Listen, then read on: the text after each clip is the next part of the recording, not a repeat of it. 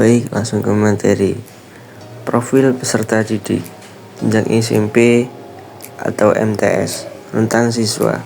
Siswa SMP atau MTS biasanya berusia sekitar 12-15 tahun. Usia ini masuk ke fase remaja awal, di mana mereka lagi banyak perubahan, baik fisik maupun cara berpikirnya. Tahap perkembangan peserta didik. Dari perkembangan fisik, di usia ini anak-anak lagi ngalamin masa pubertas, tinggi badan cepat bertambah, suara mulai berubah, dan emosi juga sering naik turun. Karena itu, kadang mereka jadi gampang capek atau susah fokus saat belajar. Perkembangan kognitif. Menurut teori Piaget, siswa SMP sudah mulai bisa berpikir lebih dalam dan logis. Mereka nggak cuma menerima materi mentah-mentah, tapi sudah bisa mikir kenapa dan bagaimana. Makanya materi PAI seperti akidah, akhlak, dan ibadah sudah bisa dijelasin pakai logika dan contoh nyata. Yang ketiga, perkembangan sosial emosional.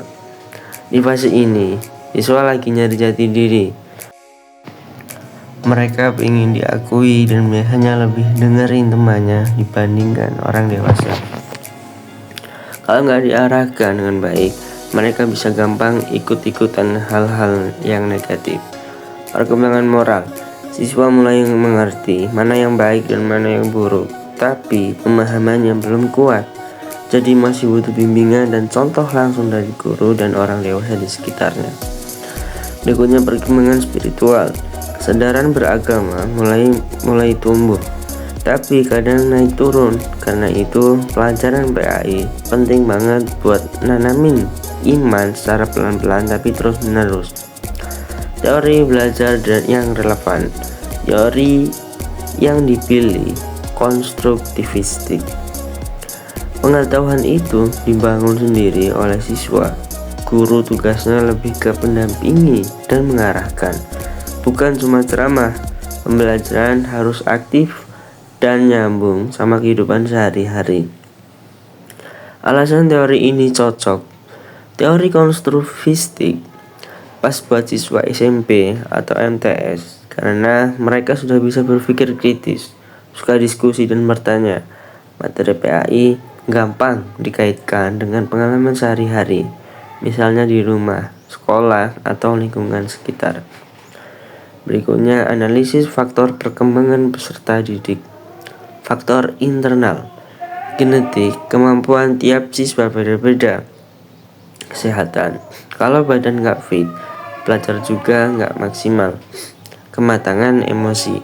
Emosi yang belum stabil bikin guru harus ekstra sabar. Faktor eksternal. Keluarga yang religius biasanya sangat mendukung pelajaran PAI. Lingkungan sekolah juga yang baik bisa bantu membentukkan karakter. Teman sebaya. Pengaruh teman besar banget, bisa positif atau negatif. Media sosial bisa jadi sumber belajar, tapi juga bisa mengaruh dampak buruk. Faktor Islam.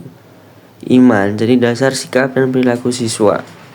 Dari ibadah juga melatih disiplin dan tanggung jawab. Terus akhlak jadi bukti berhasil atau tidaknya pendidikan PAI. Solusi pelajaran PAI.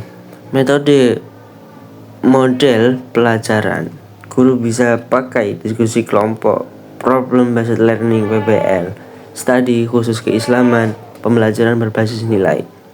Pendekatan pengelolaan kelas, yaitu bersikap humanis dan demokratis, menghargai pendapat siswa, menciptakan suasana kelas yang aman, nyaman, dan religius.